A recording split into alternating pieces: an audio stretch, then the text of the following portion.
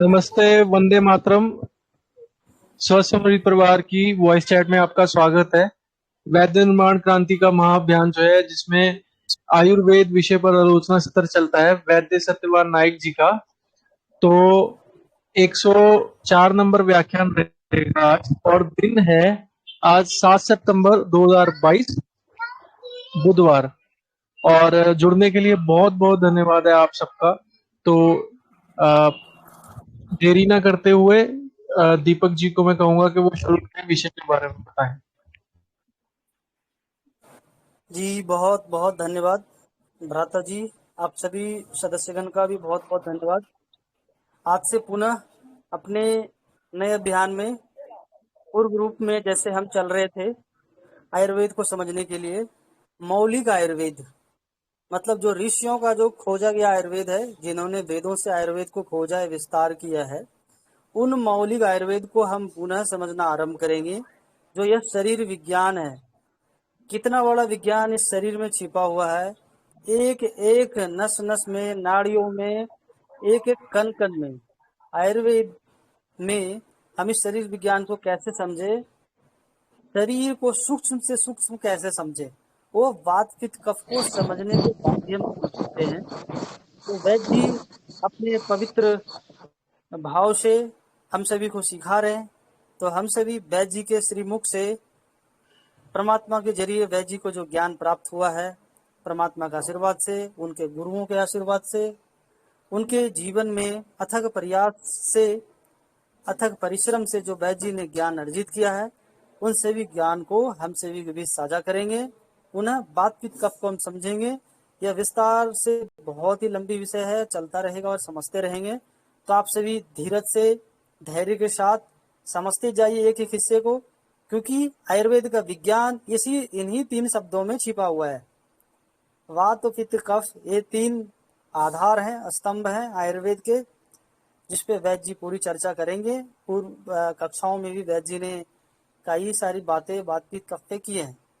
तो आप सभी पहले वाले भी व्याख्यान सुने बात पित्त कफ से, जिससे कि आपको आगे की बातें समझ में आएंगी।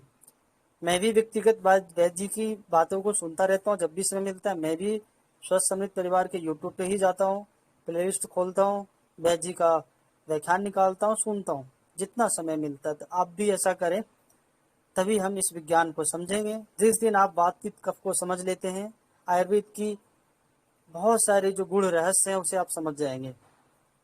तो हमें सूत्रों को समझना है, और फिर हम इस आयुर्वेद के जो अभियान चल रहे हैं, वैद्य निर्माण क्रांति महाअभियान, चिकित्सा क्रांति महाअभियान, स्वस्थ समृद्ध परिवार महाअभियान जो चल रहे हैं, इन सभी अभियानों को हम सभी फलित करेंगे और अपने देश को पुनः स्वस्थ और समृद्ध बनाएंगे।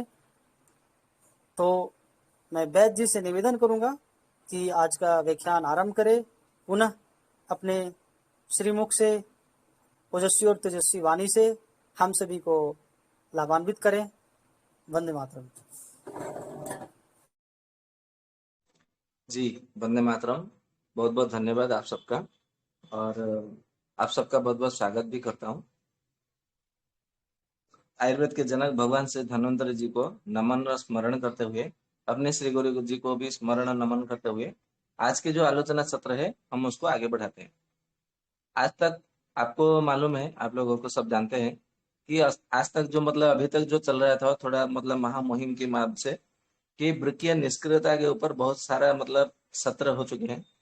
तो कुछ लोगों को थोड़ा विरक्त लगा होगा, कुछ मतलब बोरिंग टाइप लगा होगा।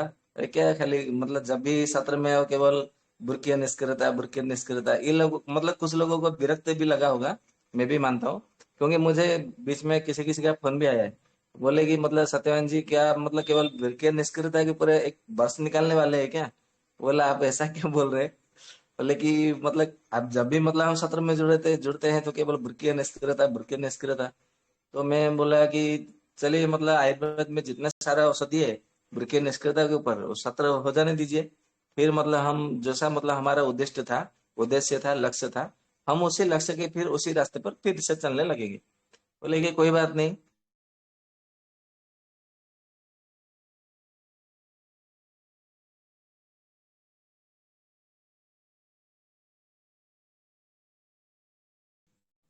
फिर से मतलब जो है हम अपने मतलब पुनः अपने रास्ते पे चलने लगेंगे।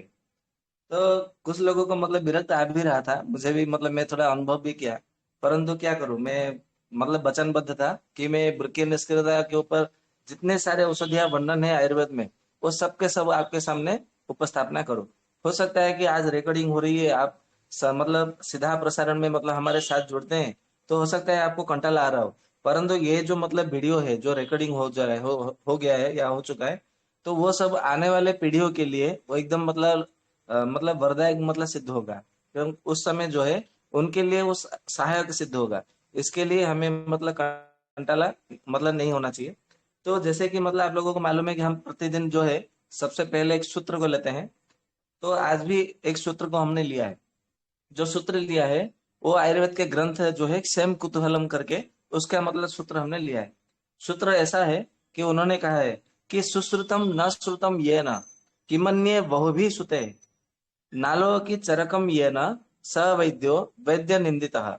इसका अर्थ यह है कि उन्होंने क्षेम कुतूहल हलकार जी ने मतलब ऐसा कहा है, कारक जी ने, कि यदि किसी वैद्य ने सुश्रुत को ही मतलब नहीं सुना और दूसरे दूसरे ग्रंथों के मतलब अपने गुरु से या तो दूसरे दूसरे वैद्यों से केवल सुन लिया, तो उसका क्या फायदा, वो कुछ काम का नहीं है। ठीक उसी तरह ना आलोकी मतलब न देखना, चरकम ये ना मतलब जिसने चरक संहिता को ही नहीं देखा, और उसने चरक संहिता के ऊपर जो सूत्र है, जो चिकित्सा मतलब औषधियां है, जो भी मतलब सूत्र है मतलब ज्ञान है, यदि उसने मतलब कभी देखा नहीं, तो वो फिर मतलब दूसरे शास्त्र को देखने से क्या लाभ। मतलब अंत में जो होता है सवैद्यो वैद्य निंदित, मतलब वो जो मतलब बिना चरक सुश्रुत के पढ़े, जो केवल अष्टांग संग्रह अष्टांग हृदय या तो दूसरे दूसरे अन्य अन्य छोटे मोटे पुस्तक पढ़ करके जो वैद्य बन जाते हैं, या तो छोटे छोटे तुटका प्रयोग मतलब जो होते हैं ना, जो भी मतलब छोटे छोटे प्रयोग मतलब सीख करके जो वैद्य कहलाते हैं, वो वैद्य समाज में निंदित होते हैं, ऐसा क्षेम कुतूहल जी ने मतलब ऐसा कहा है। तो इसका अर्थ मैंने ऐसा मतलब निकाला है कि सुश्रुतम न श्रुतम या न, मतलब जिसने मतलब सुश्रुत संहिता का अच्छे से श्रवण नहीं किया, और अन्य अन्य मतलब शास्त्रों को, आयुर्वेद शास्त्रों को पढ़ने से क्या होगा, ठीक उसी तरह चरक संहिता को जिसने कभी धारण नहीं किया, कभी उसका मतलब मनन नहीं किया, तो अन्य अन्य ग्रंथों को मतलब देखने से या पढ़ने से, मनन करने से, अवलोकन करने से उसको क्या फायदा मिलेगा, क्या लाभ मिलेगा। इसका अर्थ यह है कि जैसे मतलब कहा जाता है आयुर्वेद में बृहत्रयी लघुत्रयी से पहले शुभारंभ करना चाहिए, तो इसका अर्थ है सबसे पहले आपको चरक संहिता का ही मतलब पहले सबसे पहले आपको जो है पढ़ना चाहिए। इसके लिए मतलब मैं पहले से ही बोल रहा हूँ कि आप कोई वैद्य सफल वैद्य बनना है तो आपको चरक संहिता पढ़ना पड़ेगा। चरक संहिता पढ़ने का मैं इसलिए बोल रहा हूँ कि आजकल जो कॉलेज में पढ़ाया जाता है ना, केमिस्ट्री फिजिक्स, तो सारा का सारा केमिस्ट्री, सारा का सारा फिजिक्स जो है चरक संहिता का एक स्थान में मतलब बता दिया गया है। चरक जी ने मतलब महर्षि चरक जी ने बता दिया है, और वो स्थान जो है विमान स्थान। यदि आपने विमान स्थान पढ़ लिया तो आपको किसी केमिस्ट्री की, किसी फिजिक्स की आपको ज्ञान की आवश्यकता नहीं है। वो सारा का सारा मौलिक ज्ञान जो है उसमें एक ही ग्रंथ में आपको मिल जाएगा। हाँ, परंतु उसको समझने में और उसको व्याख्या करने में थोड़ा मतलब बुद्धि और युक्ति लगानी होगी, बस इतना अंतर है। हम वो चरक संहिता के विमान स्थान के ऊपर भी कभी चर्चा करने के आएंगे, परंतु वो तो अभी बहुत दूर है, मतलब लगभग 1.5 साल 2 साल के बाद होगा, अभी नहीं है, क्योंकि अभी शरीर क्रिया, फिर शरीर रचना, फिर शरीर विज्ञान, फिर काल ज्ञान, फिर नाड़ी ज्ञान, ये सब मतलब कर करके एक एक करके हमें आगे बढ़ना है।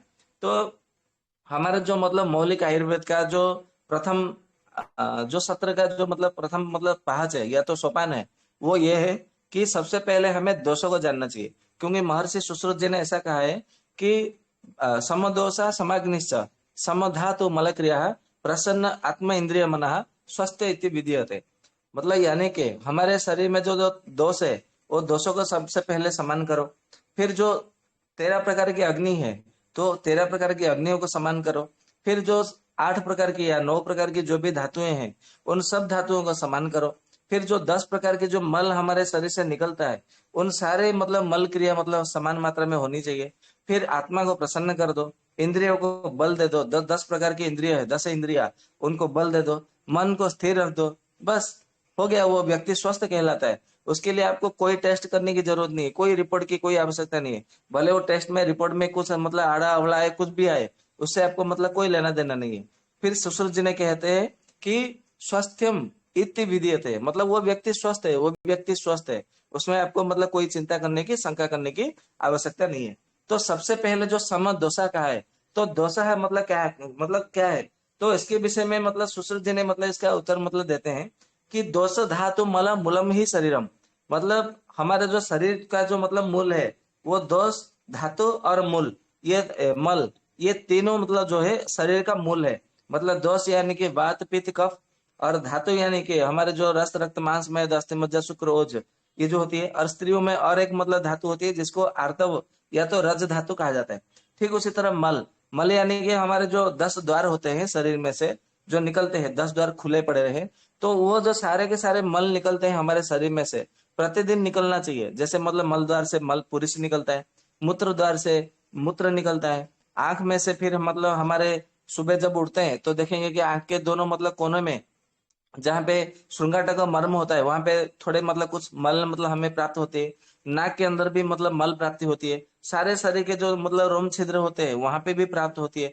ठीक उसी तरह हमारे ब्रह्मरंध्र में भी मतलब मस्तक है, वहां पे भी मतलब मल प्राप्त होते हैं। नाक से मल प्राप्त होते हैं, कान से, मुंह से, दांतों से, ऐसे मतलब जो हमारे जो 10 इंद्रिय होते हैं, सारे के सारे मतलब इंद्रियों से हमारा जो है मल बाहर निकलता है 10 द्वार से। तो ये जो मतलब कहा गया है, फिर मतलब ऐसा कहते हैं बागभट जी कि दोष धातु मला मूलम सदा देह से, मतलब ये सदा देह के मूल मूल रहे हैं। मतलब दोष धातु और मल ये सबके जो तीनों के तीनों है, ये शरीर के मूल पहले से भी थे और अभी भी है और सदा रहेंगे। इसलिए कह दिया कि सदा देह से, मतलब ये शरीर का देह यानी कि शरीर का ये तीनों जो है मूल रहे हैं और रहेंगे भी। इसको मतलब इसमें कोई इस मतलब कोई भी जो वैद्य है या कोई पंडित है तो ये बात को नकार नहीं सकता है। तो उसको दोष क्यों कहा गया, फिर उसको मतलब धातु क्यों कहा गया, फिर उसको मतलब मल क्यों कहा गया, ये भी मतलब हमारे लिए जानना बहुत जरूरी है। ये सब मतलब बातें पहले मतलब हो चुकी है, परंतु अभी लगभग 2 या ढाई महीने के बाद में अभी ये सत्र मतलब पुनः आरंभ हुआ है। इसके लिए मैं कुछ कुछ आपको मतलब जागरूक कर देता हूँ, मतलब पहले से थोड़ा उजागर कर देता हूँ, जिससे कि आपको मतलब बहुत मजा आएगा। और आज का सत्र हो सकता है कि आपको मतलब कुछ मजा ना आए, आनंद ना मिले, परंतु कल से तो एकदम मतलब आनंद आने वाला है। जैसे मतलब कोई नया नया मतलब शादी मतलब किसी का विवाह होता है तो कितना आनंद मतलब झूमते हैं, या तो कोई मतलब किसी के घर में जब साली आ जाती है तो कितना मतलब झूम उठता है जीजाऊ मतलब जीजाओं का मतलब हृदय। तो ठीक उसी तरह जो है आपको बहुत मतलब आनंद आने वाला है। तो ये मतलब ध्यान में रखिए। तो ऐसा कहते हैं सारंगधर, मतलब जो सारंगधर संहिता में महर्षि सारंगधर जी है, वो कहते हैं कि शरीर दूषणा दोषा, मतलब जो शरीर को दूषित करते हैं इसके लिए उनको दोष कहा गया है। फिर आगे कहते हैं कि धात वो देह धारणात्, मतलब जो शरीर को देह यानी कि शरीर को धारण करते हैं इसके लिए उनको धातु कहा गया है। मतलब धातु वो देह धारणात्, हमारे शरीर को धारण करते हैं इसके लिए वो धातु है। ठीक उसी तरह आगे कहते हैं वात पित्त कफा ज्ञेया मलिनीकरणात् मलाह, मतलब जो हमारे शरीर को मलिन करते हैं, मलिन यानी के मतलब मैला करते हैं, इसके लिए उनको मल कहा गया, मल। तो ये मतलब जो हमारे शरीर को दूषित करते हैं, फिर धारण करते हैं और फिर मलिन करते हैं मतलब मैल करते हैं, तो कौन है वो। तो इसके उत्तर में उन्होंने कहा है कि वात पित्त कफ ज्ञेया, मतलब उनको वात पित्त और कफ ये जानना चाहिए। केवल ये तीनों ही है, ये तीनों ही मतलब दोष है, ये तीनों ही सबसे पहला धातु है, और ये तीनों ही जो है मतलब मल है। तो आप इसको मतलब फिर बोलेंगे कि अरे जब वात पित्त कफ यदि दोष हुआ तो वात पित्त कफ धातु कैसे हुआ, और यदि मतलब यही दोष है, यही धातु है, तो फिर वो मल कैसे बना, क्योंकि धातु तो मल नहीं होता। और यदि मतलब दोष है तो फिर धातु नहीं हो सकता। यदि मतलब दोष बना है फिर धातु बना है, चलो ठीक है मान लेते हैं, तो फिर वो मल कैसे बना। और यदि मल बनता है तो फिर वो धातु कैसे होता है, क्योंकि हमारे शरीर से तो मल निकलता है। तो धातु तो यदि हमारे शरीर से निकल गया तो हम दुर्बल हो जाते हैं, निर्जीव मतलब हो जाते हैं, मतलब जीवहीन मतलब प्राणहीन जैसे मतलब हमारा स्थिति हो जाती है। तो ये तो सब मतलब उल्टे पुल्टे मतलब विपरीत मतलब बातें हैं, ये मतलब कैसे संभव है। तो इसको मतलब हमें और अच्छे से समझने के लिए वात क्या है, पित्त क्या है, कफ क्या है, ये कितने प्रकार के हैं और कहाँ कहाँ अवसान करते हैं, मतलब अवस्थान अवस्थिति होती है शरीर में, मतलब कहाँ इनका वास होता है, और ये क्या क्या कर्म में मतलब ये जुड़ते हैं, और इनका मतलब स्वाभाविक कर्म क्या है, इनके गुण क्या है, इनके धर्म क्या है, इनके विशेष कर्म क्या है, ये कहाँ नौकरी करते हैं। क्योंकि मतलब जब हम मतलब कर्म करते हैं तो ये भी तो मतलब कहीं ना कहीं कर्म तो करते होंगे ना, जिसको हम मतलब नौकरी नाम देते हैं। मतलब नौकरी हम नाम दे सकते हैं, ये मतलब मैं अपने ओर से मतलब इनका नाम दिया हूं कि ये नौकरी करते हैं। तो नौकरी करते हैं तो इनका कार्यालय कहाँ है, और ये मतलब जब वो उनका नौकरी मतलब जब कार्यालय से मतलब छुट्टी हो जाते हैं, तो फिर वो कौन से मतलब उनका घर कहाँ है और वो कहाँ विश्राम करते हैं और वो क्या काम करते हैं, उनको वेतन कौन देता है और वेतन उनको क्या वेतन मिलता है, ये सब भी हमें मतलब ये जो सब बातें हैं, ये सब बातें हमें जो है सूक्ष्म से सूक्ष्म मतलब अतिरिक्त भाव से पूरे विस्तार से हमें मतलब जानना होगा। और ये जब बातें हम मतलब जान लेंगे, तो मतलब आपको जो मतलब उपनिषद की बातें, वेदों की बातें, ब्राह्मण ग्रंथ की बातें, या तो जितने सारे मतलब जो संहिताएं हैं, उसको समझने में आपको बड़ा सरल होगा, सहज हो जाएगी। और जो बोलते हैं ना कि आत्म साक्षात्कार करो, सारे बाबा लोग मतलब बोलते हैं, जितने सारे मतलब जो साधु होते हैं प्रवचन में बोलते हैं कि स्वयं को जानो, स्वयं को जानो।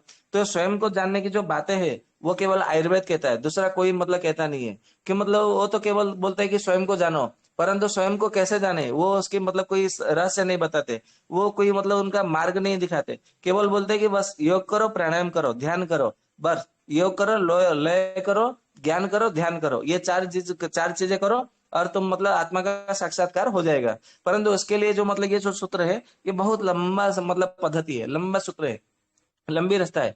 तो ऋषियों ने क्या किया, इसके सारे जो सूत्र है, सारे जो अनुभव है, वो आयुर्वेद में लिख दिया। और मतलब मैंने पहले भी कहा है कि आयु और जीवन ये दोनों अलग अलग है, पृथक पृथक है। हम जो मतलब बोलते हैं आयु मतलब क्या समझते हैं, कोई कोई मतलब वैद्य लोग बोलते हैं, प्रोफेसर लोग बोलते हैं कि बच्चा जन्म हुआ और वो बड़ा मतलब बड़ा हुआ, बड़ा होने के बाद में बूढ़ा हुआ, फिर वो मर गया, ये आयु है। परंतु ये आयु नहीं है। आयु उसको कहते हैं जब मतलब कोई पति और पत्नी मतलब जो पुरुष और स्त्री जब मतलब दोनों गर्भाधान संस्कार करते हैं, गर्भाधान संस्कार करने के बाद में तब से मतलब जैसे मतलब मान लीजिए कि गर्भाधान हो गया, तो तब से लेकर के फिर मतलब भ्रूण बनना, मतलब माँ के मतलब गर्भ में, कोख में वो बढ़ना, वृद्धि होना, फिर उसके मतलब जीव रूप होना, जीव से मतलब एक मतलब गर्भ का मतलब रूप धारण करना, फिर बाहर मतलब आना संसार में मतलब जन्म लेना, जात होना, फिर वो मतलब धीरे धीरे बाल्यावस्था, फिर किशोरावस्था, युवावस्था, फिर प्रौढ़ अवस्था, फिर वार्धावस्था, वृद्धावस्था, फिर वो अंत में जरावस्था, जरा यानी कि मतलब रोगों से ग्रसित होकर के या तो बिना निरोग होकर के भी मतलब मृत्यु को प्राप्त होना। तो ये गर्भाधान से लेकर के जन्म होना, जन्म होने से लेकर फिर मृत्यु को प्राप्त होना, ये जो जितना समय है इसको आयु कहा गया है। और बाकी जो जन्म से जो मृत्यु तक के समय है उसको जीवन कहा गया है। ये ध्यान में रखिए। नहीं तो मतलब इसका मतलब आप बोलेंगे कि ये प्रमाण का है, मतलब क्या प्रमाण है, तो इसका प्रमाण भी मतलब आपको देता हूँ। आपको मतलब 20 प्रकार के संहिताएं हैं, और 20 प्रकार के संहिताएं मतलब जो है उसमें इसका प्रमाण आपको मतलब मिलेगा। तो 20 प्रकार के जो मतलब जो जितने सारे संहिताएं हैं, वो आपको यदि मतलब पढ़ेंगे तो आपको मतलब इसका आपको आराम से उत्तर मिल जाएगा। आपको मतलब बिना कोई मतलब चिंता के, बिना कोई मतलब निस्संदेह मतलब भाव से आपको मतलब इसका उत्तर मिल जाएगा। तो सारे के सारे जो मतलब 20 जो संहिताएं हैं, वो संहिताओं के नाम भी आपको मतलब जानना जरूरी है, बहुत जरूरी है। इसके लिए मैं वो 20 संहिताओं के मतलब नाम भी आपको बता देता हूँ। और ये जो 20 संहिता यदि आपने पढ़ लिया, तो आपको दुनिया में कोई भी बाबा जो है, कोई भी मतलब साधु जो है, संत जो है, आप तो ठग नहीं सकता, मतलब आप ठगाई में मतलब पढ़ ही नहीं सकते। तो यदि आप चाहे तो अभी नोट कर लीजिए, या तो फिर रिकॉर्डिंग रिकॉर्डिंग सुन करके भी आप इसको नोट कर सकते हैं। तो सबसे पहला जो है वो मनु संहिता है, जिसको मतलब आप जो बोलते हैं ना कि मनुस्मृति में लिखा है, महाराज मनु ने कहा है, जो भी है, ये सबसे पहला जो मतलब संहिता है, धर्म ग्रंथ है, मनु संहिता है। फिर जो दूसरा ग्रंथ है वो ब्रह्मा जी के मतलब जो मानस पुत्र है, महर्षि अत्रि, जिनके मतलब पत्नी अनुसुईया ने ब्रह्मा विष्णु महेश जी को छोटे छोटे बच्चों के मतलब रूप दे दिया था। आप लोगों को मालूम है कि मतलब सती अनुसुईया के नाम से मतलब प्रसिद्धि मतलब उनको मिली है। तो यही मतलब अनुसुईया के जो पति है अत्रि महर्षि, ये अत्रि महर्षि ने मतलब एक संहिता रची है जिसका नाम है अत्रि संहिता। फिर एक महर्षि विष्णु नाम से मतलब हुए हैं, तीसरे नंबर में, तृतीय स्थान में मतलब उनको मिलता है विष्णु जी को, महर्षि विष्णु जी। मतलब महर्षि विष्णु यानी कि भगवान विष्णु नहीं, ये महर्षि विष्णु जो है ये अलग है, पृथक है। तो विष्णु संहिता के नाम से मतलब जाना जाता है। चौथा नंबर में आता है हरित संहिता। और आप लोगों को मालूम है, जब मतलब महर्षि भरद्वाज जी ने सतयुग में देवराज इंद्र जी से मतलब जब आयुर्वेद से मतलब शिक्षा ग्रहण करने के लिए मतलब गए थे स्वर्ग मतलब भवन में, मतलब स्वर्ग लोक में गए थे, तो वहां से संपूर्ण आयुर्वेद की शिक्षा प्राप्त करके फिर मतलब जब वो मतलब सिखाने के लिए आए, मतलब धरती पर मतलब पहुंचे, तो उन्होंने सबसे पहले जो है मतलब 6 व्यक्तियों को मतलब उन्होंने सबसे पहले मतलब सिखाया था आयुर्वेद। आप लोग मतलब पहले सुने भी है और आप लोगों को मालूम है। तो 6 लोग मतलब कौन कौन है, तो ऐसा कहा जाता है कि अग्निवेश, भैल, जतुकर्ण, पराशर, हरित और क्षारपाणी, ये 6 व्यक्तियों को मतलब 6 शिष्यों को जो है उन्होंने सबसे पहले आयुर्वेद की शिक्षा दी थी। तो ये जो मतलब महर्षि हरित है, महर्षि भरद्वाज जी के मतलब जो शिष्य है, ये उन्होंने हरित संहिता मतलब लिखी है। तो वह भी धर्मशास्त्र के हिसाब से मतलब जाना जाता है। फिर 5वें नंबर में आती है याज्ञवल्क्य संहिता। और ये याज्ञवल्क्य महर्षि कौन है? ये जो मतलब राम जी के मतलब जो ससुर है, मतलब पत्नी जो माता जो सीता है, जनक जी के जो मिथिला में जो जनकपुरी में मतलब रहे हैं, उनके वहां मतलब ये मतलब माता सीता जी को जिन्होंने मतलब पढ़ाया था, ये महर्षि याज्ञवल्क्य है। और याज्ञवल्क्य के मतलब जीवन में कथाओं में बहुत सारे मतलब कथाएं आती है। यदि आप मतलब योग वासिष्ठ महारामायण पढ़ेंगे तो वहां पे महर्षि याज्ञवल्क्य जी के जीवन कथाओं में भी मतलब वहां पे मतलब वर्णन मिलता है। और वो आयुर्वेद के बड़े ज्ञाता थे, और उन्होंने आत्मज्ञान से मतलब वो घोषित भी हुए थे। मतलब आत्मज्ञान को उन्होंने प्राप्त किया था, अनुभव किया था, और आत्म साक्षात्कार भी किया था। तो वहां पे मतलब आपको उनके विषय में बड़ी मतलब गाथा आपको मतलब मिलेगी योग वासिष्ठ महारामायण में। तो ये याज्ञवल्क्य संहिता भी मतलब आपको जो है ये धर्मशास्त्र है। फिर 6ठे नंबर में आता है उशना संहिता। उशना संहिता जो है ये भी मतलब एक बहुत बड़े महर्षि है। फिर 7वें नंबर में आते हैं अंगिरा संहिता। अंगिरा जो मतलब महर्षि अंगिरा है, ये भी मतलब ब्रह्मा जी के मानस पुत्र है। फिर 8वें नंबर में आता है यम संहिता। यम यानी के जो भगवान जो मतलब सूर्य भगवान है, जिसको हम मतलब सूर्य जो बोलते हैं ना, ऐसा मतलब आयुर्वेद कहता है कि क्या मतलब उसका श्लोक जो है, आरोग्यम भास्करा दिच्छेद। मतलब यदि आपको आरोग्य चाहिए तो आरोग्य का जो भंडार है, आरोग्य का जो निधि संपत्ति है, वो भगवान सूर्य मतलब भास्कर जी के पास है। इसके लिए आपको प्रतिदिन जो है सूर्योदय के बाद में आपको प्रतिदिन स्नान के पश्चात जल चढ़ाना चाहिए, मतलब अर्घ्य देना चाहिए। ऐसा आयुर्वेदकारों ने मतलब कहा है, चरक संहिता में भी मतलब कहा है। ऐसा मतलब चरक जी ने कहा है कि, और दूसरे दूसरे मतलब ग्रंथों में भी कहा गया है, आयुर्वेद ग्रंथों में, कि यदि आपने जिस दिन भगवान सूर्य जी को यदि जल न चढ़ाया, अर्घ्य न दिया, तो उस दिन आपको मतलब भोजन तो क्या, पानी का एक बूंद पीने का भी आपको अधिकार नहीं है। मतलब मैं ऐसा नहीं बोल रहा कि आप जल नहीं चढ़ाते तो भोजन मत कीजिए, मतलब ऐसा आयुर्वेद में कहा गया है कि ऐसा मतलब कहते हैं कि केवल भगवान सूर्य देवता को केवल सुबह में अर्घ्य चढ़ाने से, जल चढ़ाने से भगवान सूर्य जो है वो प्रसन्न हो जाते हैं। और फिर उसके बाद में उनको क्या करना है, नमस्कार करना है, जो सूर्य द्वादश नमस्कार होता है। तो सूर्य भगवान की मतलब क्या होती है, आरोग्य जो रोग प्रतिरोधक शक्ति जो है वो बढ़ती है हमारे शरीर में। या तो यूं कहे कि हमारे शरीर में जितने सारे मतलब जो विटामिन चाहिए, वो सारे के सारे विटामिन मतलब विटालिटी जो है, जिसको आयुर्वेद ग्रंथों में जीवनीय जीवनी शक्ति ऐसा कहा है चरक जी ने, तो जीवनी शक्ति की वृद्धि होती है। तो इसके लिए हमें मतलब भगवान सूर्य को प्रतिदिन जल चढ़ाना चाहिए। तो उन्हीं सूर्य देवता के जो पुत्र है, उन्होंने जो मतलब यम देवता है, जो मृत्यु के देवता माने जाते हैं, उन्होंने संहिता रची है यम संहिता। ये भी मतलब धर्मशास्त्र है। फिर 9वें नंबर में आता है आपस्तंभ संहिता। फिर आपस्तंभ जो है ना, ये भी मतलब बहुत बड़े महर्षि है। फिर 10वें नंबर में आता है संवर्त संहिता। 11वें नंबर में आता है कात्यायन संहिता। और ये कात्यायन महर्षि मतलब वही है जिनके वहां मतलब भगवती जो दुर्गा देवी है, उनके वहां मतलब प्रकट हुई थी। और सारे संसार को मतलब उस समय जो है एक मतलब दुर्गमासुर करके मतलब एक असुर था। ये तो मतलब पुराणों की बातें हैं। मैं केवल आयुर्वेद से जो जुड़ी हुई बातें है ना, मैं वही आपको मतलब रोचक तथ्य बताऊंगा। तो उनके मतलब वह वहां पे प्रकट हुई थी, जिसके बाद में मतलब जो दुर्गा देवी है, मतलब जो जिसको पराम्बा देवी ऐसा कहा जाता है, उनका नाम बाद में कात्यायनी देवी हो गया था। मतलब इनके वहां मतलब वो प्रकट हुई थी, और इनके मतलब पुत्र के नाम से उस समय जग विख्यात हुई थी, प्रसिद्धि प्राप्त हुई थी। इसके लिए दुर्गा देवी का जो मतलब उस समय जो नाम पड़ा, वो कात्यायनी नाम पड़ा है, वो महर्षि कात्यायन के मतलब बदले में वजह से। तो महर्षि कात्यायन ने अपनी संहिता रची है धर्मशास्त्र। तो फिर मतलब 12वें नंबर में आता है बृहस्पति संहिता। बृहस्पति संहिता यानी कि जो देवताओं के गुरु है, वो बृहस्पति मतलब महर्षि ने वो मतलब लिखा है। और 13वें नंबर में आता है पराशर संहिता। पराशर संहिता जो है वो 4 प्रकार की आती है। एक पराशर संहिता जो है धर्म ग्रंथ है। दूसरा पराशर संहिता केवल ज्योतिष तथ्य उसमें बताए गए हैं। और एक मतलब पराशर संहिता है जिसमें केवल हनुमत चरित्र मतलब जो बजरंग बली हनुमान जी है, उनके जीवन चरित्र के ऊपर मतलब बताया गया है। और एक पराशर संहिता है जिसमें केवल आयुर्वेद, ज्योतिष, पुराण, संहिता सबके विषय में थोड़ा थोड़ा कुछ कुछ मिला मिला जुला करके मिश्रण मिश्रित भाव से उन्होंने बताया है। तो ये पाराशर संहिता भी आपको मतलब पढ़ना चाहिए, जो धर्म शास्त्र है वो वाला पढ़ना चाहिए। फिर मतलब 14 नंबर में आता है व्यास संहिता, जो कि द्वापर युग में महर्षि वेद व्यास जी ने मतलब धर्म ग्रंथ की रचना की थी, व्यास संहिता। फिर आता है 15 नंबर में शंख संहिता। शंख भी मतलब एक महर्षि शंख हुए हैं और उन्होंने तपस्या करके भगवान विष्णु विष्णु जी का, धन्वंतरि जी का जो है दर्शन किया था।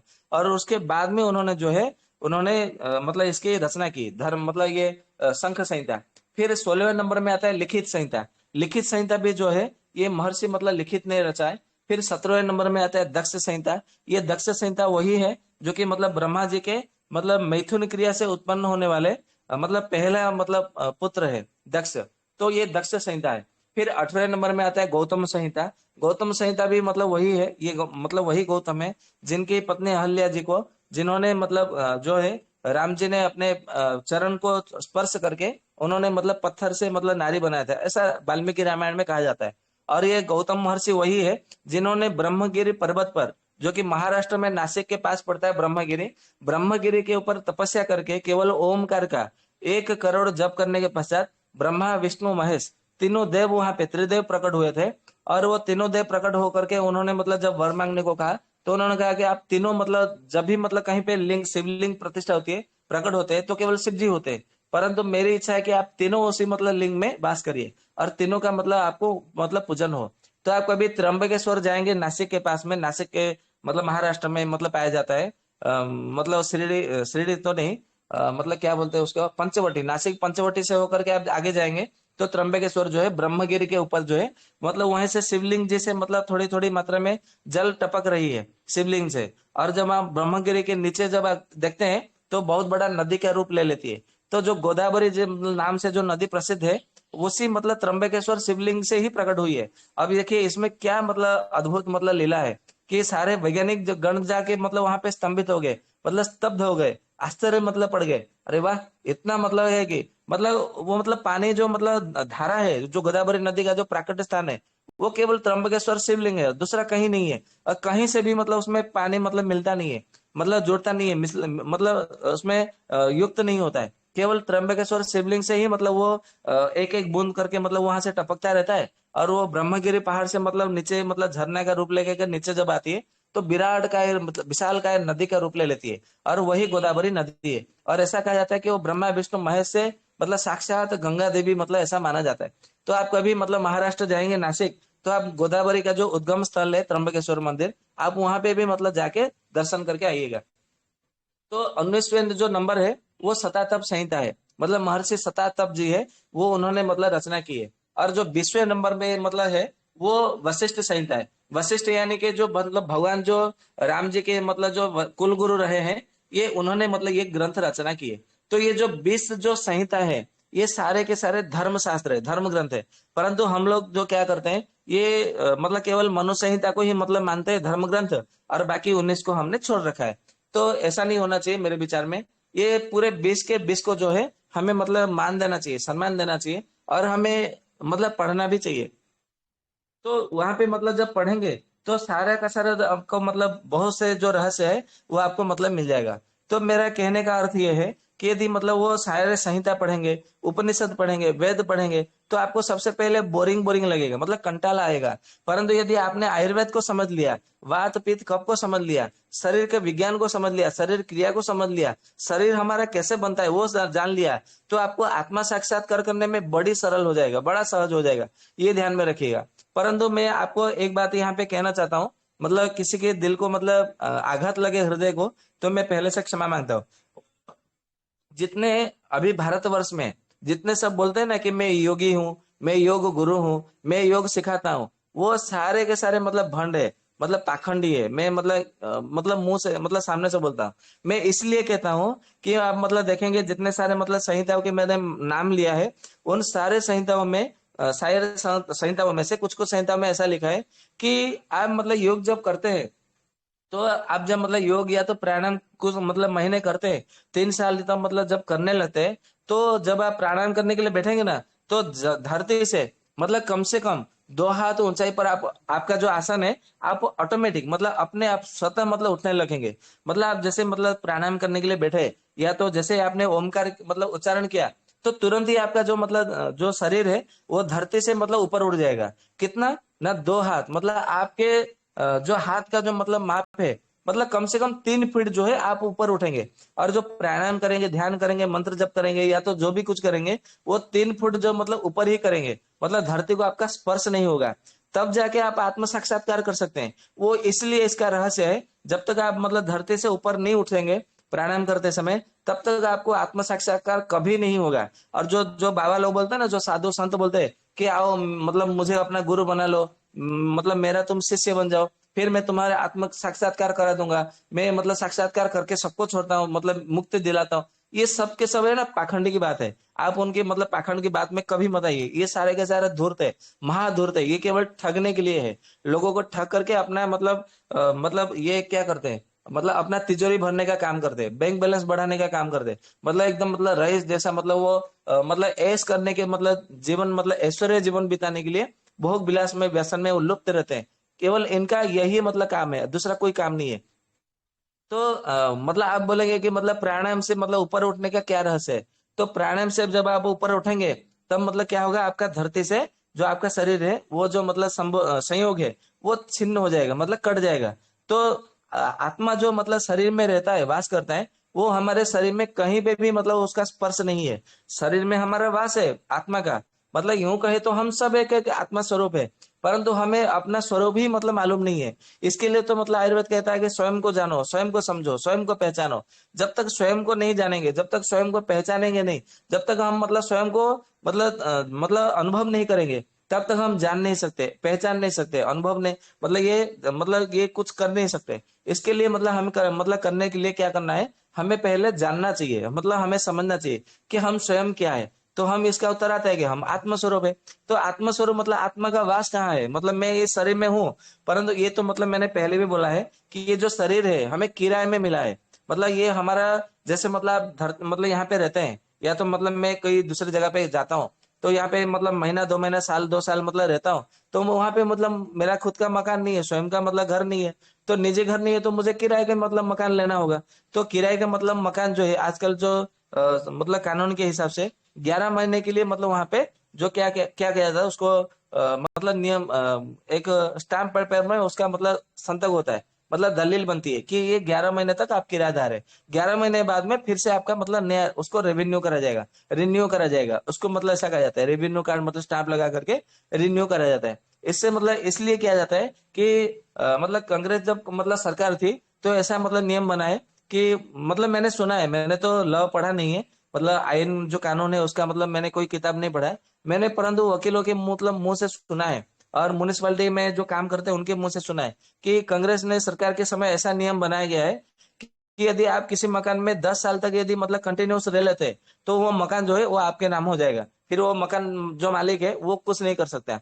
इसके लिए मतलब क्या कहते हैं, वो बार बार रिन्यू करना करना पड़ता है, जो जानते हैं इस बात को रिन्यू कराते हैं।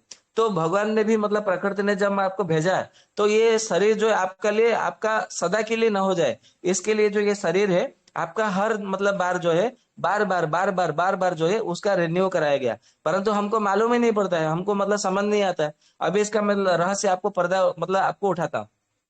मतलब ये रिन्यू मतलब कैसे होता है। आप जब मतलब देखेंगे रिन्यू का मतलब क्या है कि हमें नया शरीर मतलब मिलना, प्राप्त होना। आप बोलेंगे कि मतलब शरीर तो हमारा एक ही है, नया शरीर हमें कहाँ मिला। यदि नया शरीर हमें मिलता तो हमारी तो मृत्यु हो जाती, परंतु वास्तव में ये सच नहीं है। ये आप देखेंगे जब आप मतलब बचपन में जब आपका जन्म हुआ था, जात मतलब हुआ था, उस समय आपका शरीर कैसा था, एकदम छोटा सा लल्ला सा, मतलब एकदम एकदम मतलब छोटा मोटा एकदम मतलब छोटा सा शरीर था, एकदम मतलब हिल डुल भी मतलब नहीं पाते थे, एकदम मतलब कोमल सा नरम सा था।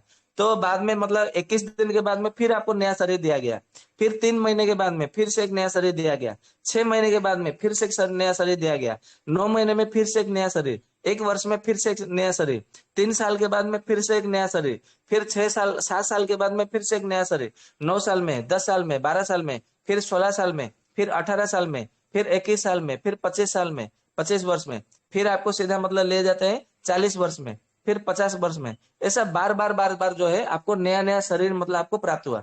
परंतु आप बोलेंगे कि ये कैसी बात मतलब बोल रहे हैं सत्यवान जी, ये तो मतलब मैं जैसा था मैं ऐसा ही हूँ, मैं तो एवरग्रीन हूँ, मतलब चिर हरित हूँ। परंतु वास्तव में ये सच नहीं है। आप मतलब ये कैसे मतलब मानेंगे, मैं इसका आपको मतलब प्रमाण देता हूँ कि इसका मतलब प्रमाण क्या है। जो जब मतलब हमारा शरीर जब परिवर्तन होता है, या तो नया नया मतलब किराए के आप जैसे मतलब मान लीजिए कि आप एक मकान छोड़ करके दूसरे मकान में जाते हैं, तो आप क्या करते हैं? आप वहां पे मतलब ऐसा करते हैं कि वो घर की साफ सफाई करते हैं, फिर उसको मतलब कुछ न हवन करते हैं, यज्ञ मतलब कुछ ना कुछ करते हैं। उसके बाद में फिर मतलब उसको सबसे पहला दिन जो है दूध उबालते हैं, फिर खीर बना के सेवन करते हैं, या तो अड़ोस पड़ोस में मतलब खाना खिलाते हैं, मतलब मेहमान मतलब बना करके बुला करके खाना खिलाते हैं। इतना तो करते हैं ना। तो इसके इसी को ऋषियों ने, आचार्यों ने इसको एक एक बात को जो है संस्कार नाम दे दिया गया। संस्कार, संस्कार यानी कि साफ सफाई करना, मतलब झाड़ू पोछा मारना या तो साफ सफाई करना, उसको संस्कार कहते हैं। संस्कार यानी कि इसका अर्थ ये नहीं कि मतलब मंत्र पढ़ना, हवन करना, ये इसका अर्थ नहीं है। संस्कार मतलब मान लीजिए कि कोई जगह एक मतलब मैल भरा पड़ा है, मतलब गंदगी भरा पड़ा है, तो हम उसको क्या करते हैं? पानी छिड़क करके या तो फिर उसको मतलब संस्कार करते हैं। संस्कार यानी कि उसको सफाई करते हैं। सफाई को ही संस्कृत में संस्कार कहा गया है। अब देखेंगे हमारे जीवन काल में 16 संस्कार होता है। ये जो 16 संस्कार है ना, ये 16 संस्कार केवल नाम के मात्र है। इसका यदि मतलब मूल कारण मतलब क्या है, इसका मतलब मूल रहस्य यदि क्या है आपको समझना है, तो इसका मूल रहस्य, मूल कारण, मूल तत्व यही है कि आपको हर बार जो है 16 बार आपका जो जीवन है वो आपका मतलब ये जो किराए का मकान मिला है, ये आपका किराए का मकान 16 बार परिवर्तन हुआ है। 16 बार परिवर्तन, जितने बार परिवर्तन हो उतने बार संस्कार, यही इसका रहस्य है। इसके लिए तो अंतिम जो है वो अंतिम संस्कार, अंतिम संस्कार इसलिए कि ये शरीर का जो मतलब जो आपको मतलब ये धरती पर आपका मतलब जो एक समय के लिए आपको मतलब देना चाहिए था, इस धरती पर आपको 16 बार मतलब दे चुका गया। अभी 17वीं बार आपको नहीं दिया जा सकता है। आप मतलब ये धरती छोड़ करके दूसरे मतलब संसार दुनिया में जाना पड़ेगा। फिर वहां से आने के बाद में फिर से आपको जो है मतलब ऐसा मान लीजिए कि एक अनुमति पत्र आपको प्राप्त करना है, मतलब एक ऑर्डर आपको मतलब प्राप्त करना है। वो ऑर्डर प्राप्त मतलब लेकर के आते हैं, फिर से आपको मतलब नया बार मतलब 16 बार आपको मतलब शरीर मिलेगा। मतलब जैसे मतलब कोई वीजा या पासपोर्ट जैसे मतलब वीजा मतलब मिल लेते हैं ना, कि मतलब आपको ये कोई देश में जाते हैं तो इतने साल तक ही मतलब रह सकते हैं आप। ये मतलब साल में जब आपकी पूरी हो जाएगी तो आप जहां से आए वहां मतलब चला जाना चाहिए। जैसे मतलब इसके लिए तो कहा गया है यत पिंड तद ब्रह्मांड है, जो इस शरीर में है वही ब्रह्मांड में है। तो मतलब कोई पिंड और मतलब शरीर और ब्रह्मांड में कोई अंतर नहीं है, सबके सब मतलब ऐसा ही है, सेम टू सेम है, समान ही समान है, कोई भेदभाव नहीं है। तो आज मैं मतलब केवल कुछ समझाने मतलब लग गया, कुछ बताने लग गया, तो अभी मतलब 9:15 बज गए हैं। तो आप लोगों के बहुत सारे प्रश्न भी मतलब रुक जाते हैं, रह जाते हैं। इसके लिए मैं अपनी व्याख्यान को यहीं पे विराम देता हूँ। कल से जो है ना आप सबको बड़ा मजा आने वाला है, बड़ा आनंद आने वाला है। तो कोई भी मतलब मिस मत करिए, क्योंकि बात पीत कब को यदि आपने समझ लिया तो मतलब मैं जो बोलता हूँ कि रोग का कारण बताओ, रोग का कारण निकालो, रोग का हेतु निकालो। तो कैसे कारण निकालना है, कैसे हेतु निकालना है, तो बिना बात पीत कब को समझे, बिना समझे आप हेतु नहीं निकाल सकते, कारण नहीं निकाल सकते, रोग का लिंग निरूपण नहीं कर सकते। इसके लिए सबसे पहले वात पित्त कफ को समझना पड़ेगा। तो मतलब जो कल से है हम अच्छे से एक एक विषय विषय को मतलब हम समझेंगे और आगे बढ़ते जाएंगे। तो मैं अपनी व्याख्यान को यहाँ पे विराम देता हूँ। तो आशा करता हूँ कि आज को आपका मतलब जो पहला मतलब जो बात कप के ऊपर जो भूमिका मतलब मैंने कही है अच्छा लगा होगा। यदि आपके मन में कोई शंका है, संदेह है या तो कोई प्रश्न है तो निस्संदेह प्रश्न करिए। वंदे मातरम।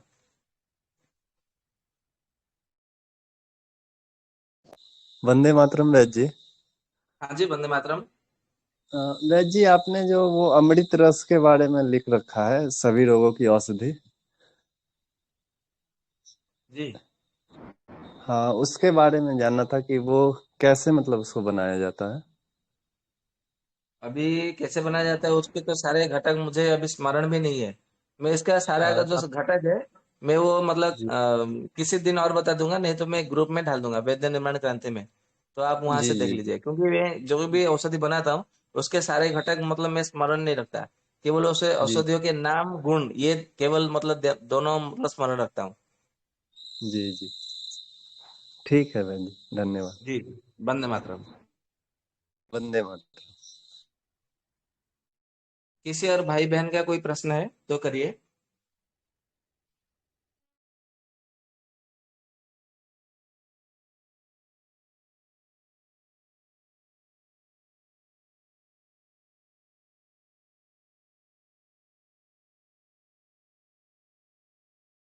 किसी का कोई प्रश्न नहीं है? वैद्य जी वंदे मातरम। हाँ जी, वंदे मातरम, बोलिए। मैं पूछना चाह रही हूँ कि है ना, जैसे हम लोगों ने पहले गुरु बनाया था जिसको बापू जी को, तो उनकी कथा में मतलब उनकी एक चालीसा बनी हुई है कथा की, तो उसमें लिखा हुआ है, आत्म साक्षर उनको हुआ। तो जैसे आप बोल रहे हैं कि ये ना 2-2 फीट ऊपर हाथ के जमीन और उसमें अंतर होता है, तो वो तो सिंपल से बैठ के प्रवचन देते हैं, या फिर तो क्या साक्षात्कार उनको हम लोग फिर उनके सामने हमको ऐसा लगता है कि हमने तो भगवान का अच्छे से स्मरण नहीं किया है, या हमें भी ऐसा मतलब साक्षात्कार करना है, या मतलब ऐसे अंदर से भावना आनी चाहिए। तो और जैसे ये बाबा रामदेव बाबा जी के बारे में भी बोलते हैं, जैसे वो तो योगा करवाते ही हैं, तो इनका तो ऐसा कुछ देखा नहीं है हमने कि धरती से और ऐसे 2-2 फीट ऊपर हो। तो समझ में नहीं आया, ये चीज थोड़ी सी समझ में नहीं आई।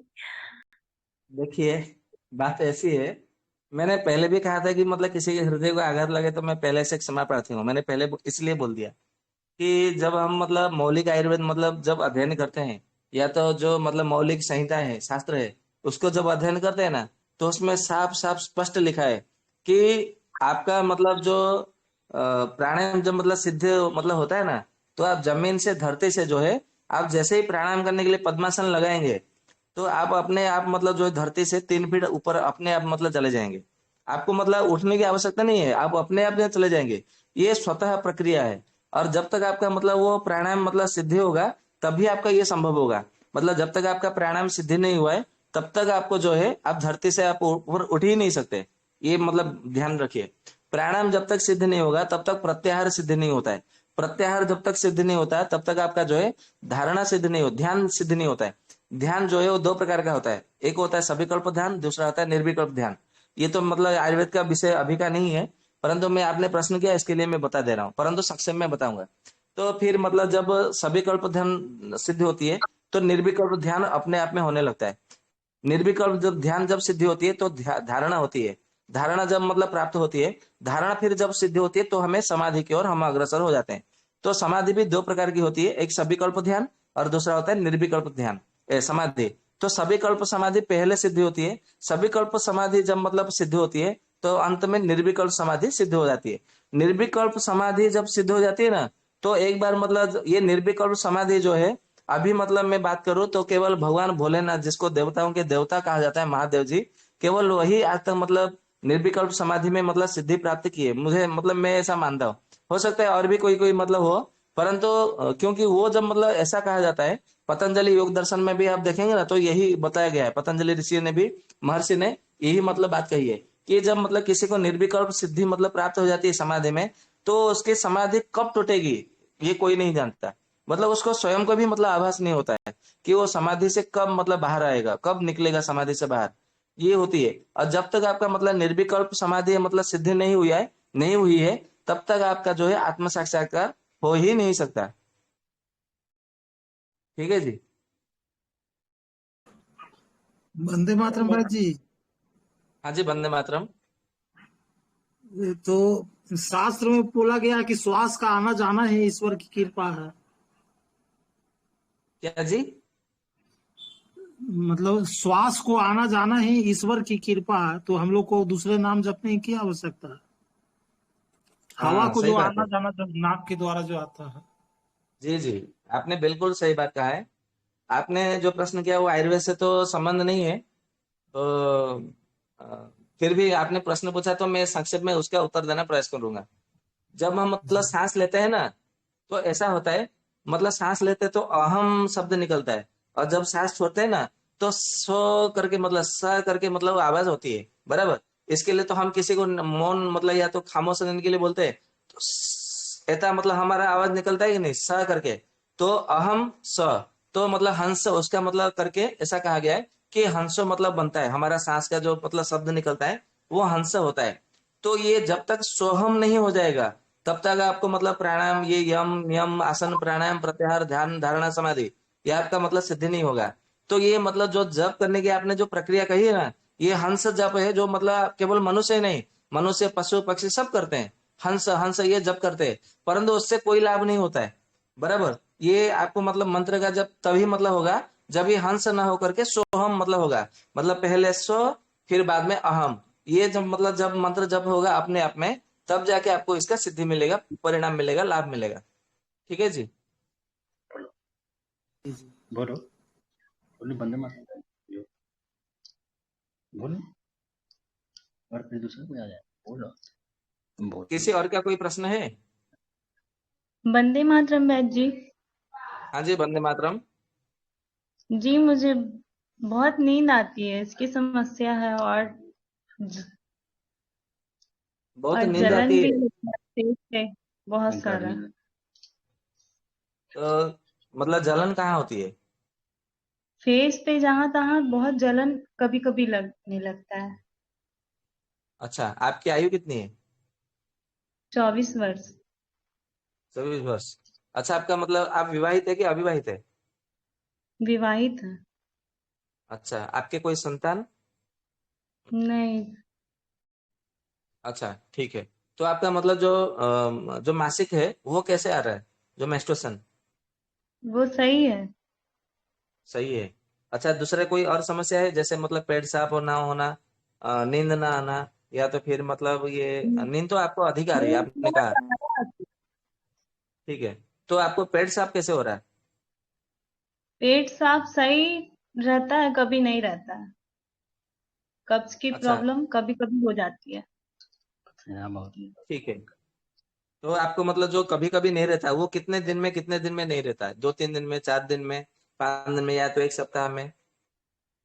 नहीं, 1-2 दिन सही रहता है। अच्छा, जिस दिन आपका मतलब कब्ज बनता है तो बिल्कुल लगता ही नहीं सोच के लिए, या तो बड़े जोर देने से भी मतलब नहीं होता है, या तो थोड़ी मात्रा में होती है, कैसे होता है?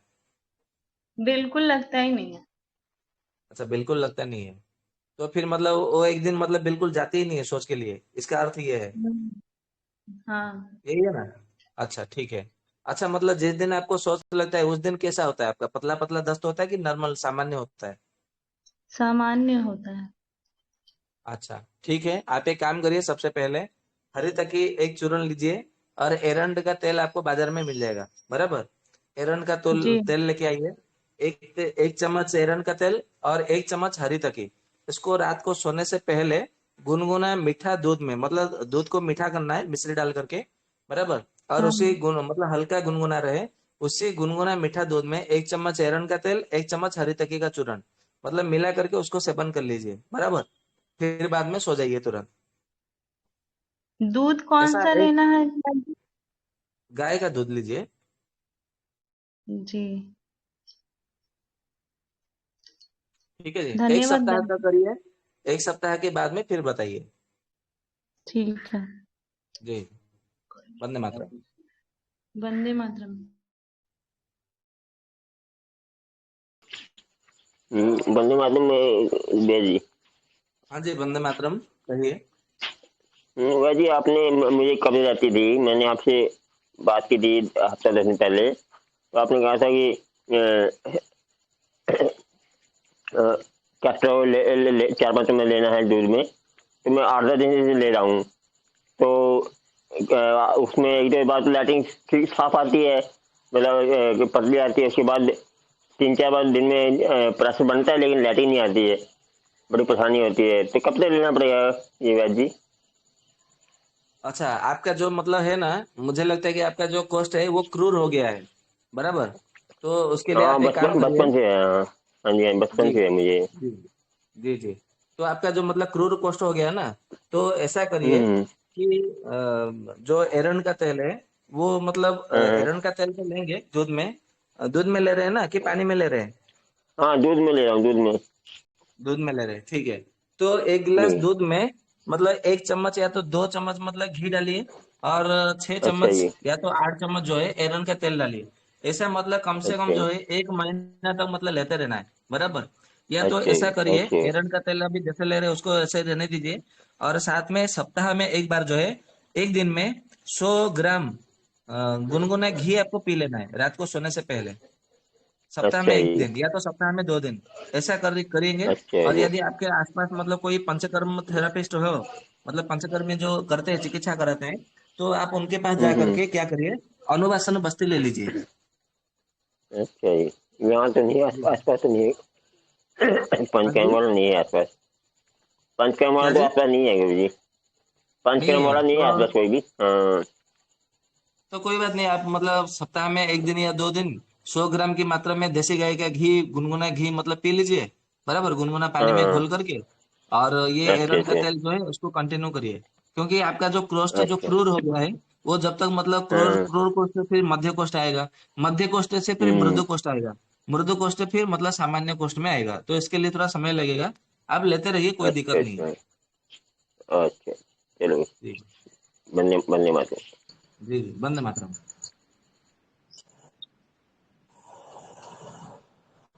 वैद्य जी वंदे मातरम। हाँ जी, वंदे मातरम। भैया आपकी आवाज कट रही है। एक सवाल था। हाँ, ऐसा है कि कोई किडनी पेशेंट है जो क्या घी ले सकता है कब्जियत में? हाँ, बिल्कुल ले सकता है। वो करीब 50 ग्राम दें इनको, दे। हाँ मतलब दीजिएगा, कोई दिक्कत नहीं है, क्योंकि किडनी फेलियर के पेशेंट को मतलब आप देखेंगे, बहुत सारे मतलब घृत कल्प की औषधियां बताई गई है आयुर्वेद में। जब घृत कल्प की औषधियां जी। बताई गई है तो घी क्यों नहीं पी सकता? आराम से पी सकता है, उसको दीजिएगा, परंतु देसी गाय का घी होना चाहिए।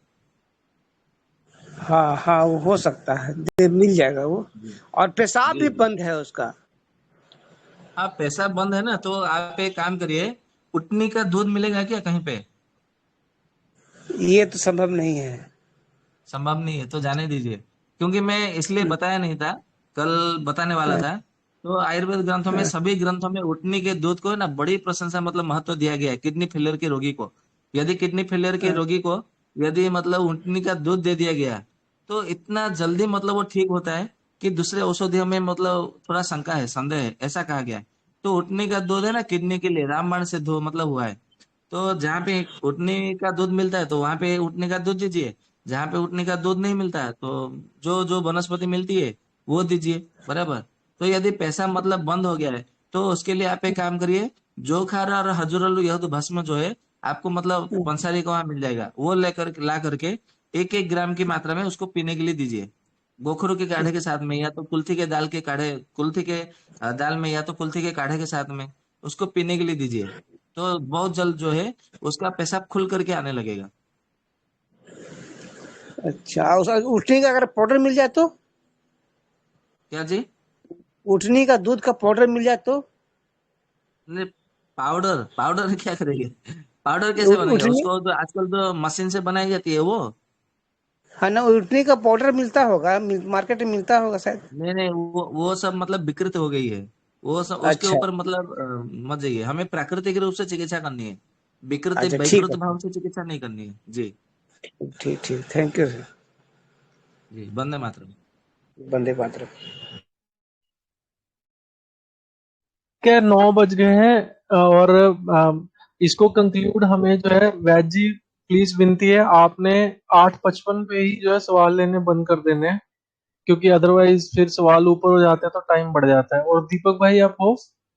अ, नहीं है। गोविंद भाई आप हैं?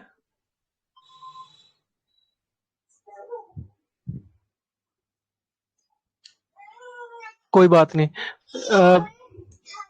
तो मैं एक सूचना और दे दूं सबको, छोटी सी सूचना है कि अगर आप चैट में आए हैं और म्यूट पे हैं तो, और हमने आपको अनम्यूट कर दिया, बट अगर आप बीच में चले गए तो जब आप दोबारा आएंगे आप फिर से म्यूट ही रहेंगे, क्योंकि सेटिंग ही ऐसी है।